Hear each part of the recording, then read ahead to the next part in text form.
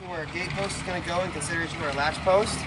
And from inside to inside on your standard 4-foot gate, you want a 50-inch RO, which is the rough opening for the gate, and that'll give you 50 inches of space so you can get any lawnmower or whatever you need through. As long as it's 48 inches or less, you'll be good to go. Right now we're setting the latch post. Basically the most important thing about this is only really just the height. Obviously you want it level, but the height from the ground level to the top of the post, I keep between 73 inches and 74 inches. That'll leave about a 2 to 3 inch gap under your gate so you have ample room for swinging so it doesn't catch on an uphill or downhill slope. And your latch post will always be uphill from your gate post. That's the most important thing about setting your latch post. We're dealing with the gate right now. Taylor just set the latch post, and now we just set the gate post. So can you explain again, how deep does the gate hinge post go down in the ground, and why is that? Why is it a hit in the house? So basically, the gate post, we dig a 3-foot hole versus a 2-foot hole, which are standard for any other kind of post. This is going to give that gate post more stability. And we always do our gate post on the downhill side in comparison to where your latch post is. Or you can do it flat as long as your gate post is higher than your latch post, because the gate's going to be hanging off here and that'll cause sagging because gravity will actually pull that gate down. And then if we use wet concrete, we're using the Quikrete smaller bags. Usually it's about anywhere between 3 and 5 bags, depending on how much water you add and how deep your gate post becomes full. And then next we'll show you how the insert will go in. So one of the questions that I get asked the most about from DIY customers is this little guy right here, the metal gate insert. So I'm going to have Taylor explain why we have this and why we put it in our gate post. So basically this is just going to reinforce your gate post. The screwing the vinyl, that can cause the screws to strip out because it is just vinyl versus if you have this steel insert in there, they won't strip out of the steel. Basically the way this goes in is, we use this tool here. It's basically a 4x4 post, about 1 foot long, and that's what we use for scooping. But if you don't have this tool, you can use any kind of scooping tool to get it in here. This insert is 8 feet tall, and our gate posts are 9, so you're going to want to put about a foot, a little less than a foot, about a foot of concrete in the post first. That way when you drop this in, it doesn't drop too far, that way your hinges don't have to be too far down on the post. And then also, so this gate will be swinging into the yard. So this thing, as you can see, it looks kind of like an arrow. The way I kind of look at it is, if the gate's going to be swinging off this side, I'll point the arrow into the yard that way, so it'll go, so that when the screws go on the hinges, they'll go on this side of the post here, and each side will catch into both sides of the steel. So I have about a foot of concrete down in that post. So sorry, if it was swinging out, then where would you put it? Swinging it out, you would basically just flip it. Same thing, foot of concrete down there. This would essentially, if you can visualize, this would be in the post. Your hinges would catch on here, and then your gate would swing out. And you never swing off the outside usually because you won't get a full swing because your gate hardware will catch, unless you do a double post. But for this instance, you basically just point this arrow in the direction you want your gate swinging. That's the easiest way for me to, that's how I kind of figured it out when I started doing it. So this one swings in, so be careful. You can use a step ladder if you want, and it's tall enough where I can usually get a pretty good hold on them. And then be careful, these are real sharp, so wear gloves and be careful. And just slowly slide it down, because if you didn't put enough concrete in there, then it'll go too far. So I have a little bit too much in there, but most times you can grab that. I want to take the hammer here, and that's, it's a couple inches above, but if you just give it some soft taps, it should go right in. And again, you can use Quikrete. Just get a nice thick mix of it with some water and put that down there, and that way this will go nice. And now that it's flush to the post, that's basically hit the insert, and then I add a few more scoops on. I usually fill it up to about the same height the concrete is on the outside of the post, so 3 to 4 inches below ground level. That way it's nice and strong, and your gate post isn't going to go anywhere on you.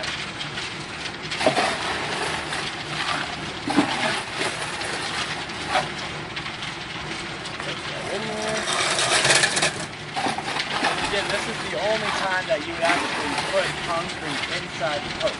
Yep, the only time, because if you put concrete inside a post, it likes to expand and contract when the weather changes, and that can crack your posts.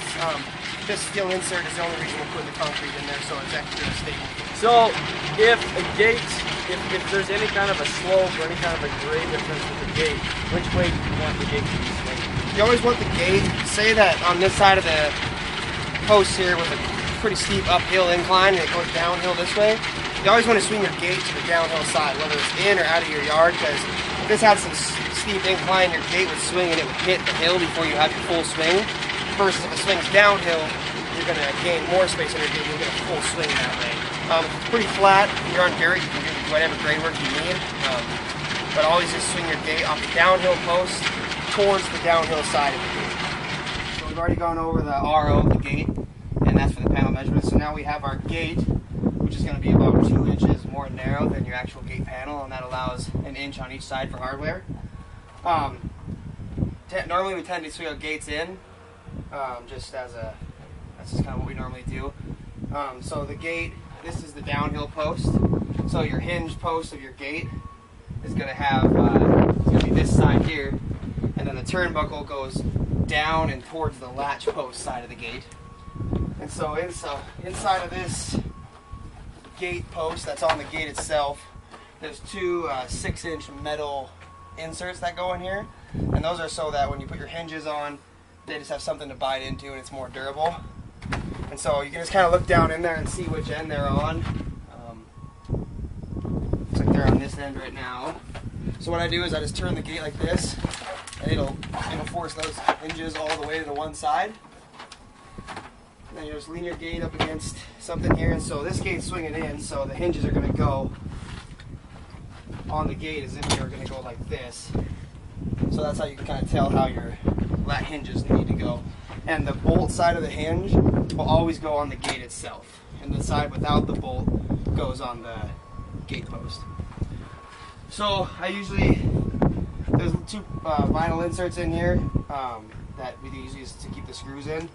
So I'll usually just go about 2 inches from the bottom of this top rail here. If you kind of zoom in here, you can kind of see the bottom of the top rail, about 2 inches down from there. And we use these self-tapper screws, and you just start with one.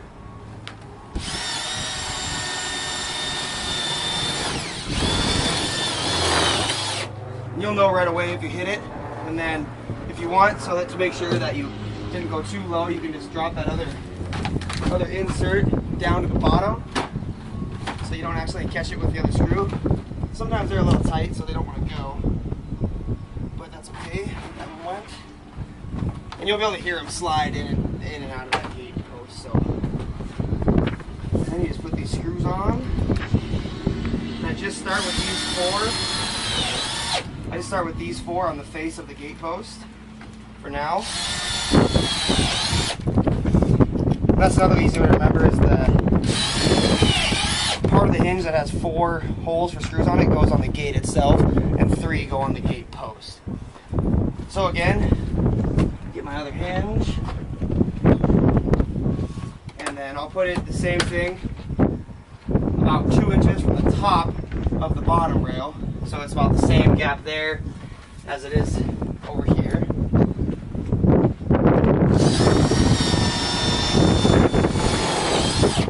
You can see you can tell when it's biting that metal. So we're into both our inserts. Again, just these 4 screws for now.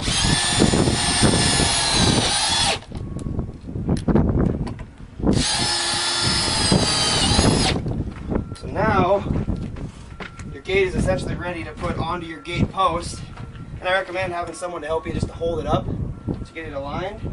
So now when we put this gate on here, obviously it's not screwed on yet, but it'll look something like that once it's finished. So on this gate post itself, you can see I've just taken a speed square or a tape measure, and I measure down 1 inch from the top of that post, so from the top of this rail to the top of this gate post itself is 1 inch, and this rail is 2 inches from the top. So if I line the top of this post up with that line, it'll flow nice with this rail going right through to the next panel. And so it might be a 16th or so, really, really close. So that's why I made that mark 1 inch down from the top of my gate post. Again, your gate will always swing whichever way you pointed your insert. And like I said, this one swings in, so that's why it's swinging off this direction.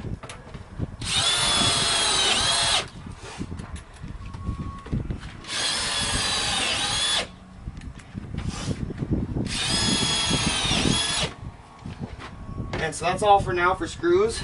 Now we'll adjust the tension cable if it needs adjusting to get the right angle, and we'll get our gaps on either side of the gate even. So in order to get the gaps on the side, same side even, this tension cable, fortunately, I won't need to adjust because we get our full swing here with our gate. Sometimes you have to raise it a little bit if your saw's a little high, just so you get that full clearance. So I'll measure. Like I said, it's about 1 inch on each side is what it'll end up being. But I'll just measure my gap there, and then measure my gap over here on the latch side, and then just split that difference so I can get an even gap measurement. You can just eyeball it too if you prefer. So what you do is you take a 3/4 inch wrench, and you start with these inside nuts. And I found it's easy if I kind of put my foot under the gate here a little bit, just a little pressure, that I can just almost grab that nut by hand, and I can screw it by hand a little faster than using the 3/4 inch wrench. You know, I'll get it to where, you know, then you let the gate slide, and what looks like it's about 1 inch gap. And then the same thing, you slide that little black sheath over, it's just an insert here, and then you screw this screw over. This one's a little tight sometimes, you gotta start with a 3/4 inch wrench.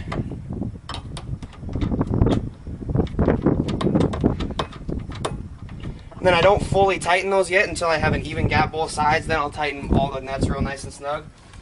Then the same thing over here. This bottom inside nut, same thing. I want to do this one because that's going to allow the gate to slide over. So same thing, I'll kind of use my finger here to get it. You know, and there's about the same space coming off the end of the nut as up there. So it should be pretty close in theory. But sometimes you have to do a little adjusting. Slide that one over. Then I'll take my speed square again, and I'll measure, so we got about just under 1 inch there, and same thing, just under 1 inch there. Then I'll check over here, we're about 1.5 inches up top, so that means I have to bring the gate over another 1/4 inch, and then it'll be 1.25 inches on both sides. So then I've got my gaps on either side of the gate on top and bottom pretty equal. I've tightened up both these nuts so that the gate won't be able to make a narrower gap. So now, once your tension cable and your hinges are good, basically what I do is I just swing this gate open. As you can see on the inside of the gate here, there's still 4 more screws that need to go in each hinge. So now we'll put those in. The only reason I didn't put those in to start is because those hinges are so tight that the nuts will hit and it'll just kind of put some bend on the hinges. So I just put these 4 screws in last.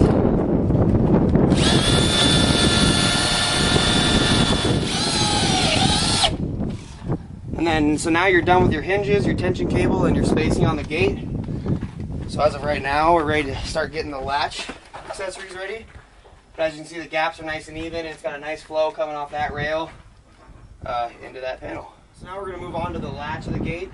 You're done with that now, so you can just swing that open, and it's kind of windy, pound a stake in the ground or something so it doesn't flop back and hit you. So what I'm going to start with is every single latch we give comes with this template. And it's got, it says 5/8 there, and it's got 1/8 on the other ones. The only holes you'll need to worry about are the 5/8 holes. So what you're going to do is always point the arrow of this template on the inside of the gate panel, so on the RO side. And just come up to whatever's a comfortable height for wherever you want to latch your gate. And then I'm going to make a mark right here in this 5/8 hole, and then this 5/8 hole. So you can see I have my 2 marks there. And then also, right where this arrow is, I put a mark inside of that hole too. And then,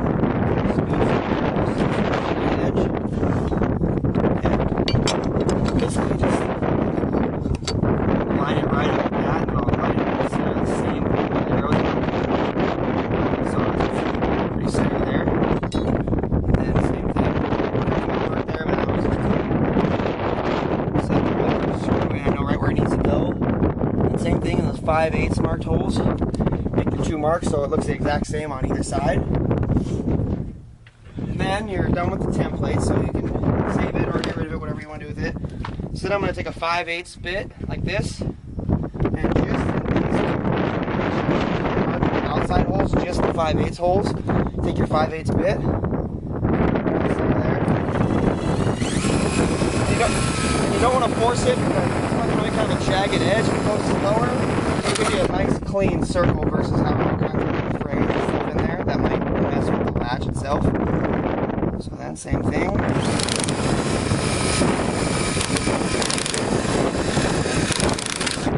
you come on that side. So again, you're drilling that hole, and you come to the inside of the yard here. Just do the same thing right on those dots.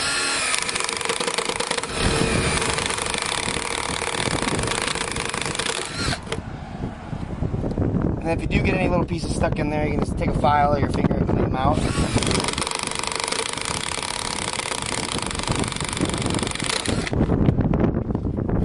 Okay, so now you're done with that 5/8 bit. And then you'll need a Phillips bit for the rest of the latch system.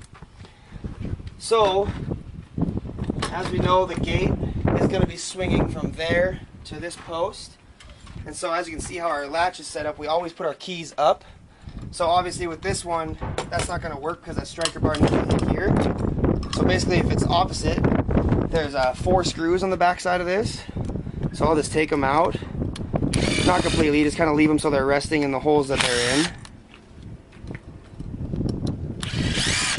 And sometimes you won't have to change these, but sometimes you do. And the key to this part on the latch side is there's a little black pad that's in the striker mechanism side. You want to make sure you leave that even though you 180 this. So basically what I've just done is taken this and 180'd it. And if you ever have latch problems in the future, you can that's a way you can take this off, and you can just put some WD-40 or some kind of lube in there if it gets tight. But you shouldn't have that issue as long as it's installed properly. So that one's done. So as you can see, now that I flipped it, the keys are up. Now when I put it on there, it's like an L around, just like the hinge, the same thing, nice and snug. So then you have to do the same thing with the button side. Again, there's 4 screws, but this one, the side with the button, does not have the oil pad in it, so you don't have to worry about losing the oil pad on this side because it's just strictly for pushing the latch over.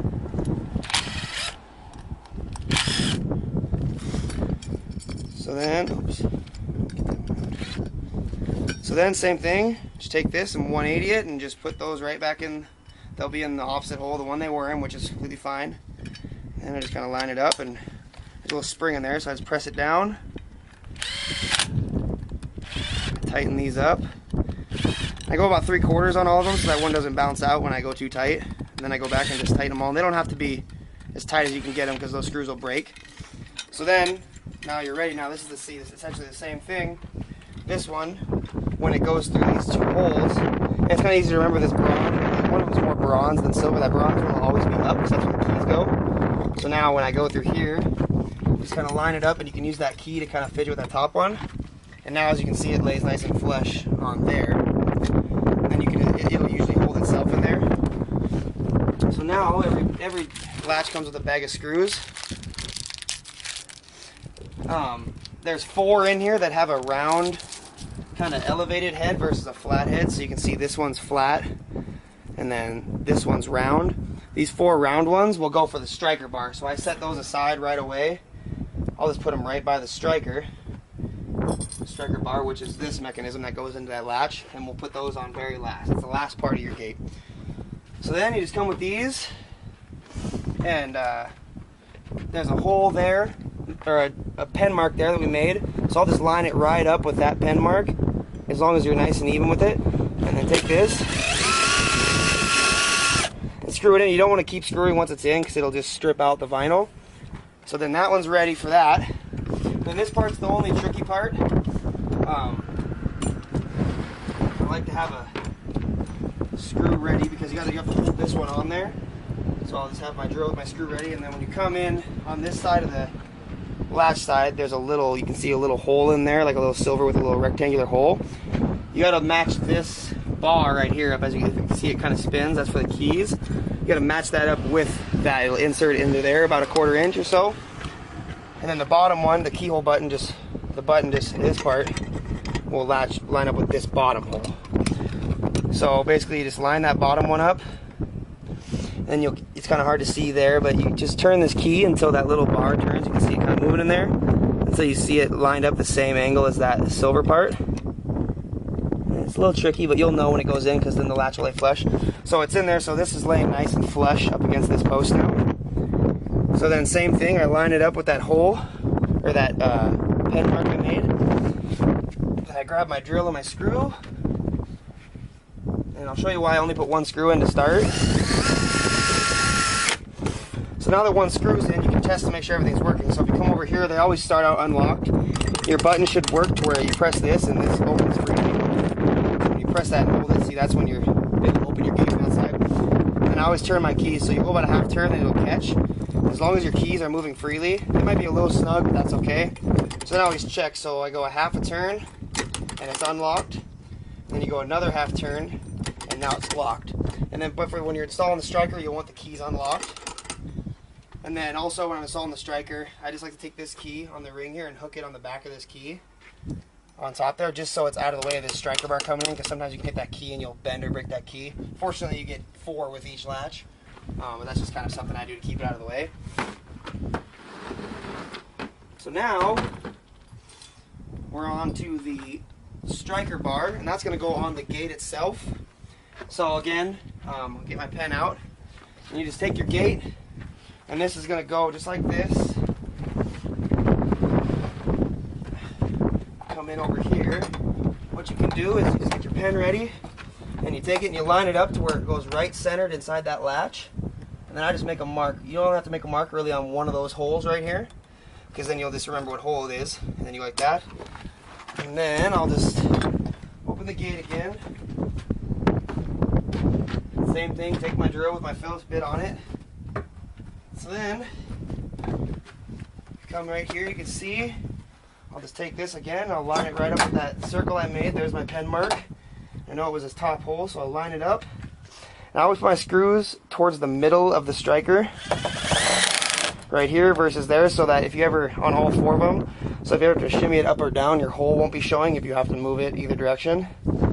So then, same thing before I put the rest of the screws in. I just always double check, make sure it's going to latch real good. And as you can see, that goes right in the center there, so it's kind of free flowing. You don't want it to hit the top or bottom too much. But if it does, you can adjust your tension cable, and I'll show you how to go up or down if you need to. So, same thing, just take the rest of your screws.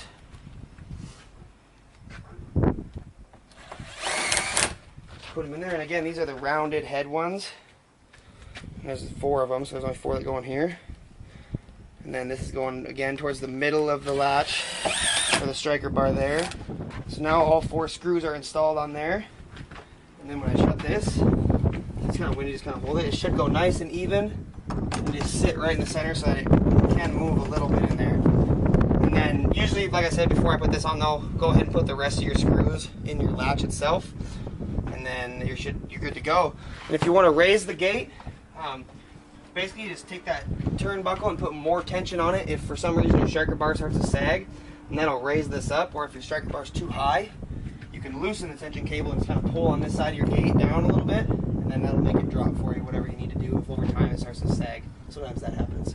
And then that's basically your installation of your gate. And then we always glue on our 4-inch caps because the wind tends to blow them off, and then that's your gate.